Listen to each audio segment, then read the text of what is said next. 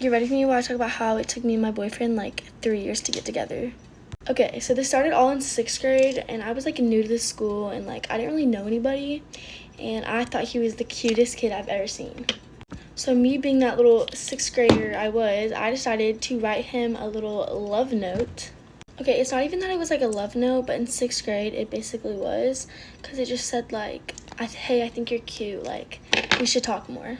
So I made these random girls give him that note that like I had only talked to like once. So basically he read the note, he rejected it, and everything was really awkward. So basically everybody kept asking me if I like gave him a note, and I was like yes, and I was like really embarrassed about it all. Okay, and then I kind of gave up, and then I just like let the rest of my year be.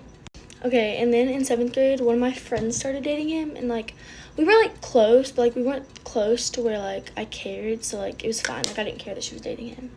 Okay, well obviously I was wishing that was me because I really liked him, but it wasn't, so that was whatever. Okay, now like 7th to 8th grade summer, I started snapping him a lot because they broke up, and I thought it was like my time. Well, obviously it wasn't. He thought I was like really annoying, and he like hated me, and that was just like awkward. But I kept snapping him, and I was like, I don't care, like I want him. Okay, and then I went to camp, and this guy at camp like really liked me, so we talked for like a week, and then I ended it. And I ended it because I still wanted this other kid. Okay, now 8th grade year is when me and his ex started fighting over him. Okay, and then at football games, me and him would like sit next to each other and like talk a bunch, and like we shared drinks, and that just like really caused issues with like his ex and stuff. And like I feel bad because I shouldn't have really done that, but like I really wanted him, so I kept doing that. And then I found out that he liked his ex again. Okay, and then I found out that it was National like Give Your Crush Your Sweatshirt Day.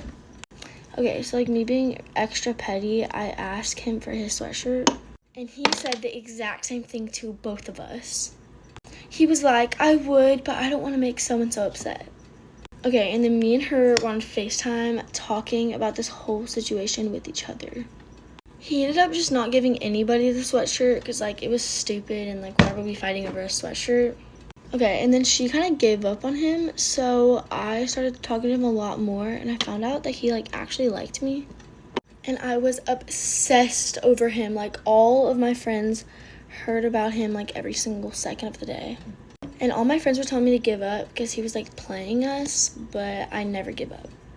And then we started going on little like fishing dates together, and that's when we really started like talking. Okay, and then on Christmas of 2022, we started like actually like talking. And then we just like started hanging out a lot, and like we were like going to parties together, and like everything was just so good. Okay, and then he like stopped talking to me for a week, which I thought was really weird.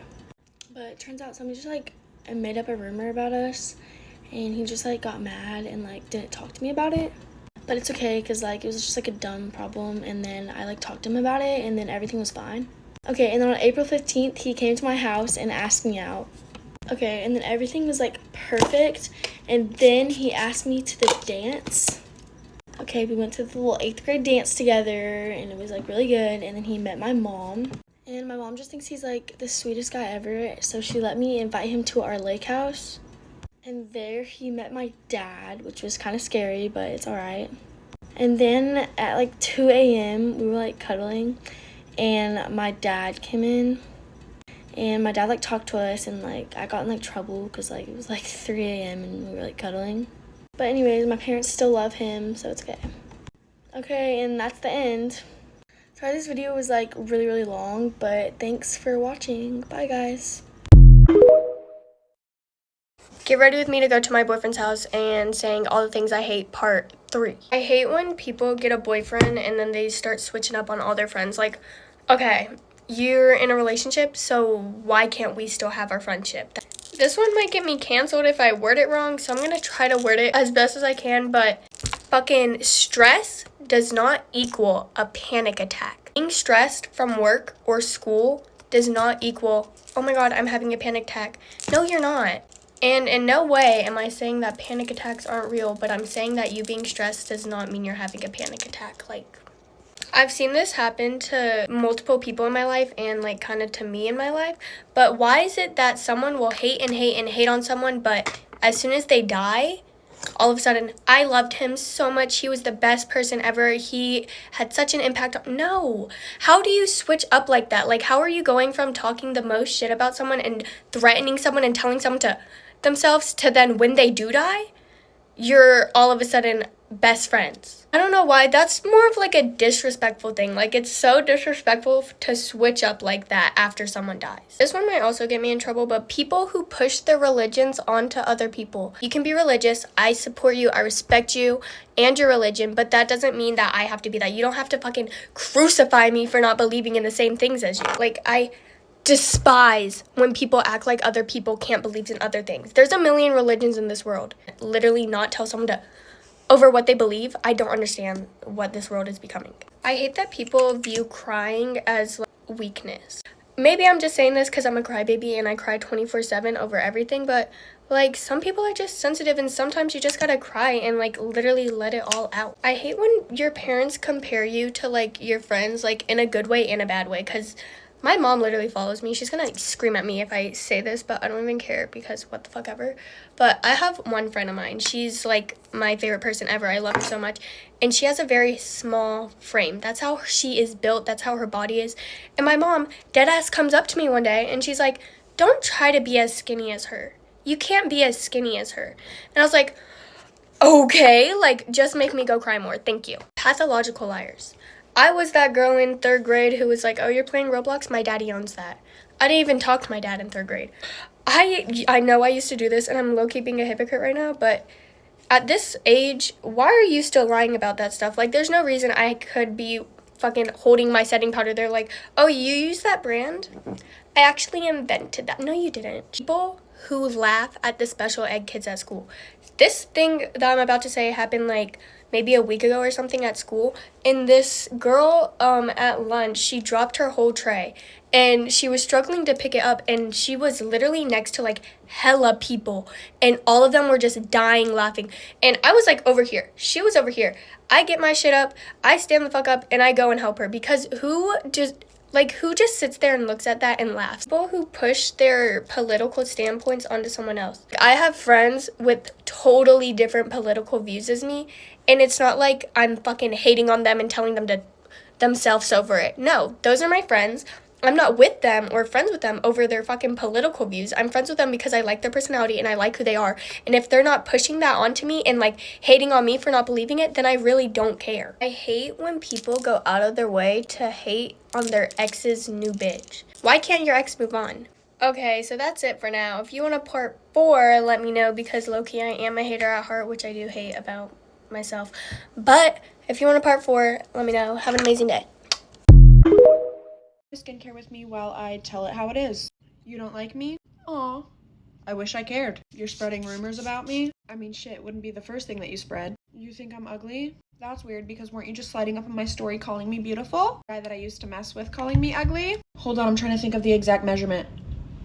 You're saying I wear too much makeup? Oh baby, if that's another way of calling me beautiful, thank you so much. You don't like me over a guy? He's most likely gonna play you too, sweet cheeks, so get over yourself. You claim you hate me, yet you're all up in my profile views? I just love to know I have some fans, so thanks for reassuring me. You're taking pictures of me in the hallway at school? I mean, shit, I know my ass is fat, but you didn't have to take a picture. You're posting about me on your story? Oh, I love attention, so thank you. You're saying I have no style and my outfits are ugly? Bitch, yo mama. No, but again, I wish I cared. You're one of my friends and you're talking shit about me? It's fine, just go 6 feet under with the rest. No, but seriously, fake bitch, I wish I cared. Yeah, I guess I'll be upset for a little bit. Don't worry, I already replaced you. Oh my god, you just cheated on me? Hold on, let me cry real quick. Was it at least good? Was it? Just tell me, it's fine. You're saying you don't like me? Hold on, I'm trying to think of who you are again. And baby, that beef is one-sided because, I choose peace.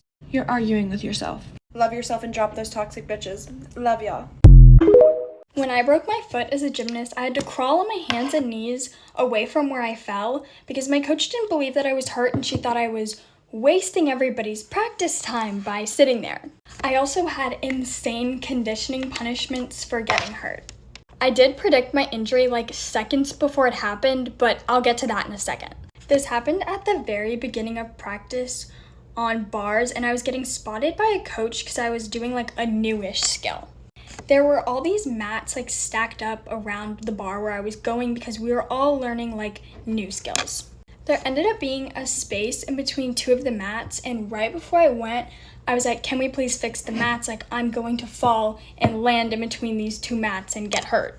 My coach was like, no, we're not fixing the mats. You're being dramatic. Like, just go take your turn. Nothing is gonna happen.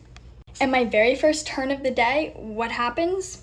My feet land right in the crack where I knew they were going to. At first, I thought I was like okay, so like I tried to stand up, and then that's when I realized like I wasn't okay. And the coach that spotted me was like super nice, and he was like checking on me. I knew I like wasn't allowed to cry, so I was like trying so hard not to, but it also made it like really hard for me to talk. And so I finally was able to get out like the words like I'm not okay to the one coach that was like checking on me, the one that was spotting me. After I sat there for about like 1 minute, the head coach was like, okay, get up. And I was like, I can't. And she's like, okay, move. Like, you figure out a way to move. You're wasting everybody's practice time by sitting under the bar. The first thought that popped into my head was like, okay, I better crawl. Like, that's the only way I know how I'm gonna move. So I crawled like a couple inches off the floor, off the mat, and just like sat there. Like, I was barely not underneath the bar. I was sitting like a foot away from being like underneath the bar so that everybody could like take their turn. And then the coach that was like spotting me came up to me, and my foot was like already swelling. So he got me like a bucket of ice to stick my foot in. I iced it for a while, but it was getting worse. And then my coach was like, if you're not going to do anything, go home. So I called my mom to come pick me up. But this is when I was living away from my family. So she had to drive like 2 hours to come get me. When my mom picked me up, we went to those like quick ER places, and they misdiagnosed me and told me that like my foot was just like sprained. When I went back to gym the next day, I had this huge list of conditioning / punishments that included a 10-minute handstand hold and like 50 or 100 presses. I don't remember, but I had to do it all with my boot on. At least I got to keep my boot on because when I got hurt before, she wouldn't let me wear my boot. Let me know if you want that story. She also made me get acupuncture in my foot. After 3 weeks of my foot not getting better, it was like getting worse. We went back to the doctor and found out that it was broken.